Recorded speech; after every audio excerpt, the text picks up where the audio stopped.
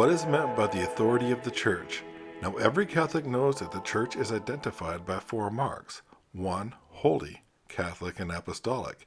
And like a trademark, these four marks distinguish the true Church of Jesus Christ from an illegitimate pretender.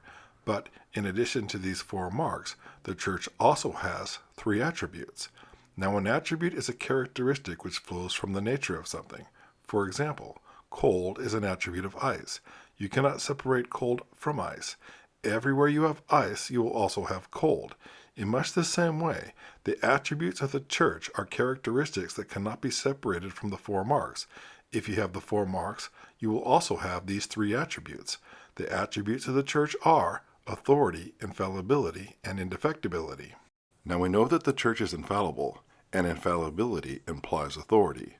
But the authority of the Church is not just limited only to her infallible pronouncements. When the Church teaches, establishes disciplines, or delegates jurisdiction to a bishop, it does so with the authority of Jesus Christ, and therefore, one cannot disobey the Church without disobeying Jesus himself.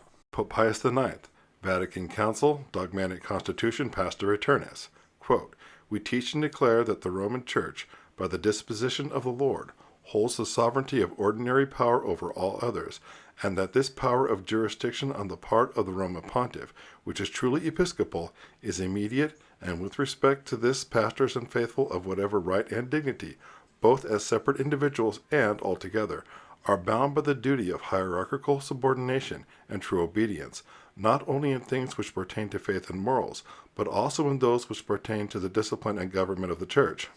Although Jesus chose all 12 of the apostles for their mission, he did not impart an equal authority to each of them. His authority was imparted to Peter alone, who in turn delegated his authority to the other apostles. For it was to Peter alone that Jesus said, "I will give thee the keys to the kingdom of heaven, and whatsoever thou shalt bind on earth shall be bound also in heaven, and whatsoever thou shalt loose on earth shall be loosed also in heaven." As the lawful successor of St. Peter, the Pope has complete possession of this authority. We refer to the authority of the Pope as his jurisdiction. With his office, the Pope possesses complete jurisdiction over the entire universal Church. His jurisdiction extends not only over matters of faith and morals, but also over matters of Church discipline and government. In these matters, there is no one who can overrule the Pope. The authority of the Pope is given to him by Jesus Christ. Then from the Pope, the authority is delegated to the priests and bishops. This means that the power that a priest or bishop possesses is not his own personal power. No priest or bishop has any jurisdiction on their own. No priest can lawfully offer Mass, hear confession, or indeed administer any sacrament without being in communion with the Pope, because it is through the Pope that he receives his jurisdiction to operate within the Church of Jesus Christ. Pope Pius XII, Mystici Corpus Christi, quote, "Bishops must be considered as the more illustrious members of the universal Church, yet in exercising this office they are not altogether independent, but are subordinate to the lawful authority of the Roman Pontiff." It is true that all bishops have the power to consecrate another bishop. However, they are only allowed to do so when they have a mandate of the Apostolic See. At this point, it is important to understand the difference between an invalid sacrament and an illicit sacrament. A priest who administers a sacrament without the jurisdiction to do so still confects a valid sacrament. However, that sacrament is illicit, that is to say, unlawful. Remember that illicit sacraments are gravely sinful. Consider an analogy. A thief who steals food still gains the same nutrition from that food as a man who bought his food, and yet the theft can in no way be considered legitimate just because nutrition was gained. In the same way, a person who consecrates another bishop without a papal mandate still validly consecrates. However, the consecration is illicit, that is, gravely sinful, because it is essentially stolen. Pius XII, Ad Apostolorum Principiis, quote, "No person or group, whether of priests or of laymen, can claim the right of nominating bishops, that no one can lawfully confer episcopal consecration unless he has received a mandate of the Apostolic See." Episcopal consecrations without a papal mandate are illicit, and illicit clergymen are by definition schismatic, that is, outside the Catholic Church, for refusing to be subject to the Roman Pontiff. And it is not just episcopal consecrations. Indeed, no priest or bishop can lawfully confect any sacrament without receiving the jurisdiction to do so. It should be further noted that to consecrate a bishop without a papal mandate carries an additional penalty of automatic excommunication. And this is the way it works in any organization. Who can imagine a government where people who want positions of authority simply appoint themselves? No one can just say, I would like to be an ambassador, or I would like to be a judge, or I would like to be a general. No. To have such a position of authority, one must be appointed. So if this is how authority works in human organizations, why would people think that it would somehow work differently within the Church? How then can traditional Catholic bishops continue to operate in spite of the fact that they do not have a papal mandate? They continue to offer daily Mass, hear confessions, and ordain priests and bishops. By definition, are they not operating without jurisdiction? How do traditional clergymen answer those who accuse them of being illicit and schismatic? Traditional clergymen appeal to epikia. Epikia is a principle in law that acknowledges that under certain circumstances, rigidly adhering to the letter of the law would actually be contrary to the will of the lawgiver. No human lawgiver is capable of anticipating every situation to which his law will be applied. Epikia acknowledges that there are times when a general law could be harmful when applied to a specific situation.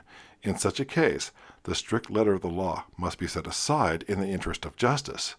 Epikia is therefore a virtue associated with justice. Imagine a father who instructs his children not to leave the house while he is gone, but while he is gone, a fire breaks out. What are the children to do? Now the father did not make any exceptions. He told them they were not to leave the house under any circumstances. Nevertheless, it is safe to conclude that it was not the father's intention that the children should stay in a burning house. Epikia depends on the circumstance.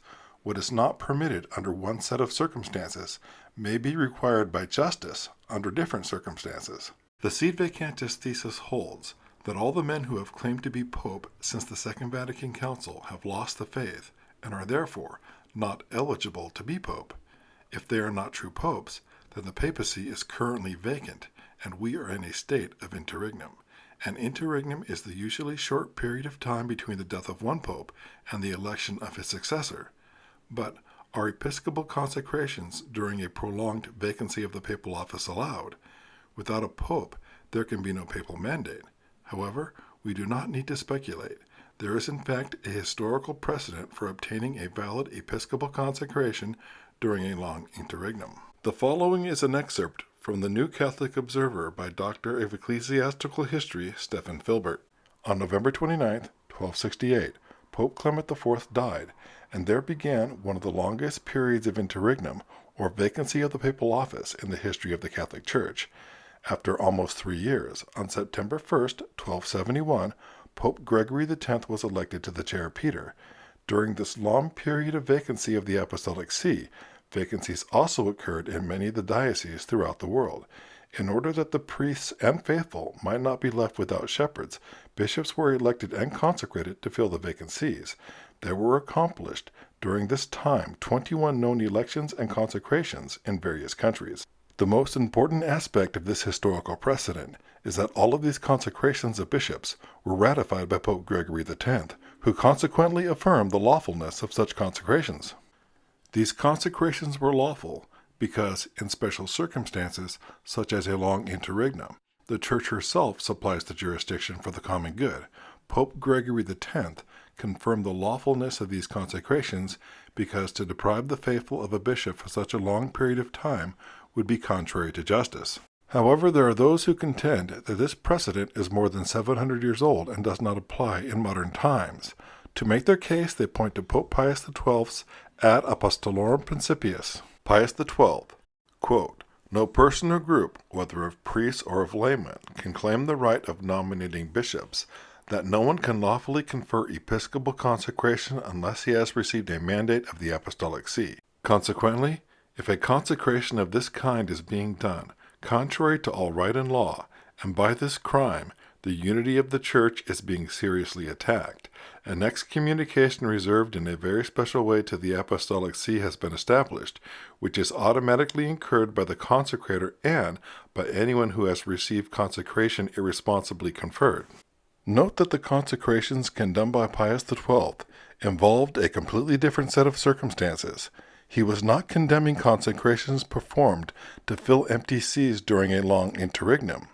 He was condemning clergymen who were at the time in open rebellion against the Apostolic See, and the consecrations he condemned were performed in defiance of his express orders. Remember that an action which may be unlawful in one set of circumstances may be required by justice under different circumstances. Therefore, the lawfulness of a consecration without a papal mandate depends on the particular circumstance. There is a vast difference between the consecration of a bishop to provide the faithful with sacraments during a long interregnum and the consecration of a bishop in open defiance of the Pope's express wishes. If the sede vacantis thesis is true, then not only is the chair of Peter currently vacant, but there has been a general apostasy among the bishops of the world. Without bishops, there would eventually be no priests, no Mass, no sacraments. This would constitute a state of emergency, and therefore justice would demand that we set aside the strict letter of the law. Would Pius XII have wished that his decree be so strictly adhered to that it would eventually bring about the end of apostolic succession? Obviously not. On the other hand, if the recognize and resist traditionalists are correct, not only is the chair Peter currently occupied, but there are bishops with ordinary jurisdiction in all the dioceses of the world. By their own definition, they are operating in open defiance of the Pope's express wishes. The excommunication declared by Pius XII was aimed at men who were seriously attacking the unity of the Church in China by consecrating bishops in open defiance of his express wishes. There is a vast difference between an episcopal consecration carried out to provide the faithful with sacraments during a period of prolonged interregnum and an episcopal consecration that is performed in defiance of the Pope's express wishes. Consider the analogy of the Church as an army.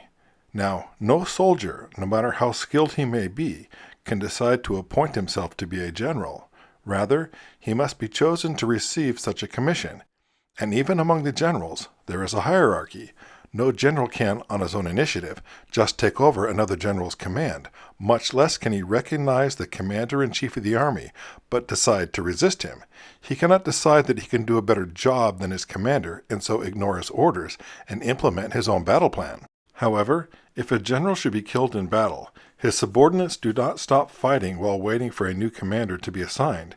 In battle, his command would fall to the next senior officer, and if all the officers above him are killed, the private assumes command and continues the fight. This is why the question of the papacy is so important.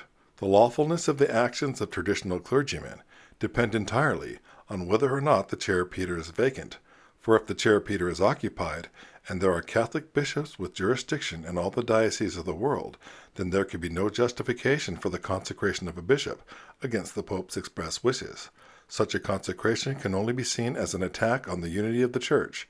And how could such actions not be schismatic? There is a historical precedent for the consecration of a bishop during a prolonged interregnum. However, there is not one single example in the entire history of the Church where there is a lawful consecration done in defiance of the Pope's express wishes. Just as there is a vast difference between a soldier who ignores his orders and follows his own plan, and a soldier who acts on his own because his chain of command no longer exists, so also there is a vast difference between a bishop who resists a valid pope because they have a personal preference for traditional liturgy, and a bishop who must operate on his own because all the bishops of the world have apostatized and the chair Peter is vacant. But how can there be lawful jurisdiction without a pope? The pope is the visible head of the Church, but this does not mean that when one pope dies, the Church is left without a head until a new pope is elected.